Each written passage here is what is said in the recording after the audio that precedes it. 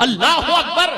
جاسوسوں نے جواب دیا اگر کوڑ کے مریض کو کوئی پانی پلا سکتا ہے تو محمد کا دیوانہ ہی پلا سکتا ہے. میرے پیارے آقا صلی اللہ علیہ وسلم کے پیارے دیوانوں، ہم تو اٹھے جیسے تیسے چلے آئے نہیں. ادب کا دامن تھامو. ان محفلوں کے اندر جتنا ادب کرو گے اتنی برکتیں نظر آئیں گی. سیدنا غوث الثقلین، قطب ربانی، محبوب حقانی، قندیل نورانی، میرا شاہ شیخ سیدنا سید عبد القادر جیلانی رضی اللہ المولا تبارک و تعالی عنہ خطاب فرما رہے تھے، اور آپ کے خطاب کے اندر ایک کثیر مجمع موجود تھا. اللہ اکبر. دوران خطاب غوث پاک کی نظر ایک بندے پر پڑی جس بندے کی آنکھ لگ گئی تھی، اس پر غنودگی طاری تھی. اللہ اکبر. غوث پاک اپنا خطبہ روک دیتے ہیں، بیان روکتے ہیں، منبر سے اترتے ہیں. جس کی آنکھ لگ گئی تھی اس کے سامنے جا کر ہاتھ باندھ کر کے کھڑے ہو جاتے ہیں. اللہ اکبر. لوگ حیرت میں ہیں کہ یہ کیا ہو گیا. ابھی غوث پاک رضی اللہ تعالیٰ عنہ اس کی آنکھ کھلے گی، اس سونے والے بندے کو سزا عطا فرمائیں گے. لیکن جیسے ہی اس کی آنکھ کھلی غوث پاک رضی اللہ تعالیٰ عنہ نے فرمایا، اے بندے تو کیا دیکھ رہا تھا؟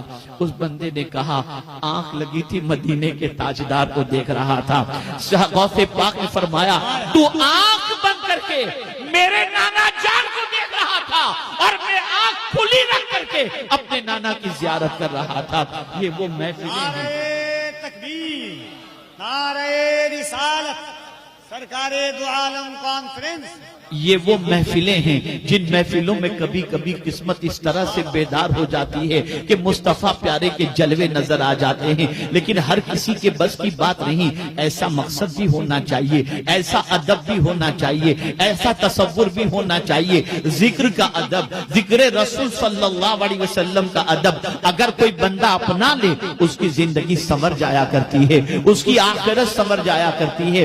عرض یہ کر رہا تھا ان محفلوں میں آؤ نا تو بہت اچھی نیت سے آؤ، خوشبو لگا کر کے آؤ، وضو کر کے آؤ، سر پہ ٹوپی رکھ کر کے بیٹھو، ادب کے ساتھ بیٹھو، تاکہ جب مصطفیٰ پیارے صلی اللہ علیہ وسلم مدینہ منورہ سے جب اپنے غلاموں کو دیکھنا چاہیں کہ ذرا دیکھو تو صحیح میرے ذکر کی محفل میں آنے والے میرے غلاموں کا حال کیا ہے، تو جب رسول اعظم دیکھیں اور ہمیں ادب سے دیکھیں، مصطفیٰ کرم کی نظر فرما کر ہماری دنیا بھی سنوار دے اور ہماری آخرت بھی سنوار دے. سبحان اللہ، سبحان ان محفلوں کے ادب کو بجا لاؤ، ان رسموں سے نکلو جو رسموں کے شکار آج تک ہم ہو چکے ہیں.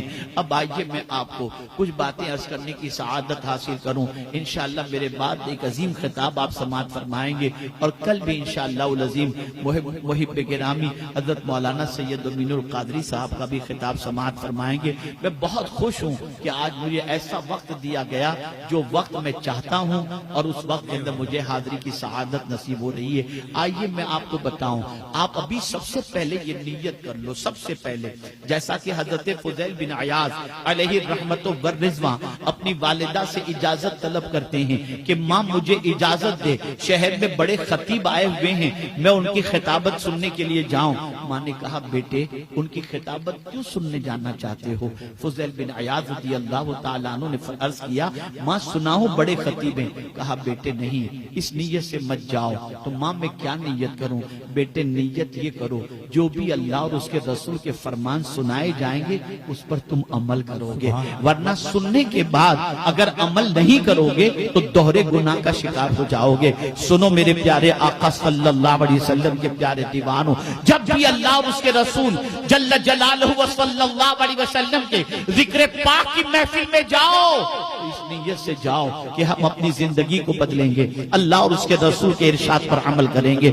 آج میں صرف ایک موضوع پر اپنی گفتگو کو آپ کے سامنے پیش کرنے کی سعادت حاصل کروں گا، اور میں چاہوں گا کہ اس وصف کو اپنانے کی کوشش کریں جس وصف کی فضیلت اللہ کے رسول صلی اللہ علیہ وسلم نے احادیث مبارکہ میں اتنی بیان فرمائی کہ اگر میں اس میں سے اس وصف کے حوالے سے صرف 2-3 फजीलतें बयान करूं तो आप इसकी अजमतों को महसूस कर सकेंगे।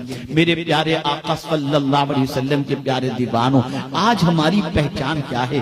गाली बोलने वाला मुसलमान, तंबाकू खाने वाला मुसलमान, सिगरेट पीने वाला मुसलमान, नशा करने वाला मुसलमान, लोगों का माल खा जाने वाला मुसलमान, कोई बातचीत का सलीका अगर नहीं है तो समझ दो मुसलमान। ये हमारी पहचान बनती जा रही है। हमारे अखलाक खराब हो गए, हमारे किरदार खराब हो गए, हमारा बिहेवियर खराब हो गया। हमारी पोजीशन ये है कि एक जमाना था हमारी पहचान हमारा अखलाक हुआ करता था, हमारी पहचान हमारा किरदार हुआ करता था। अल्लाह अकबर, मुझे याद आ रहा है स्पेन की सरजमीन से जब मुसलमानों को निकालने का मंसूबा बना और स्पेन की सरजमीन से जब बड़ी तादाद में मुसलमान निकल गए और जब वहां के लोगों को महसूस हुआ कि अब स्पेन के अंदर कोई मुसलमान नहीं रह गया, फिर भी ये ख्याल पैदा हुआ हो सकता है कि डर के मारे किसी मुसलमान ने दाढ़ी कटवा ली हो, डर के मारे मुसलमान तिलावत न कर रहा हो। मुसलमानों को कैसे पहचाना जाए? जासूसों को मुकर्रर किया गया,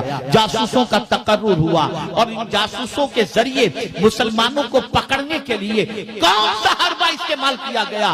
सुनिए, अल्लाह अकबर। एक चौराहे पर एक मटका रख दिया गया, पानी का गिलास रख दिया गया और एक कोढ़ के मरीज को मटके के थोड़े से फासले पर बिठा दिया गया और उससे कहा गया जब भी कोई यहाँ से आदमी गुजरे उससे पानी मांगना, उससे पानी तलब करना। अल्लाह अकबर। लोग गुजरते जाते, वो पानी मांगता, कोई पानी पिलाने को तैयार नहीं।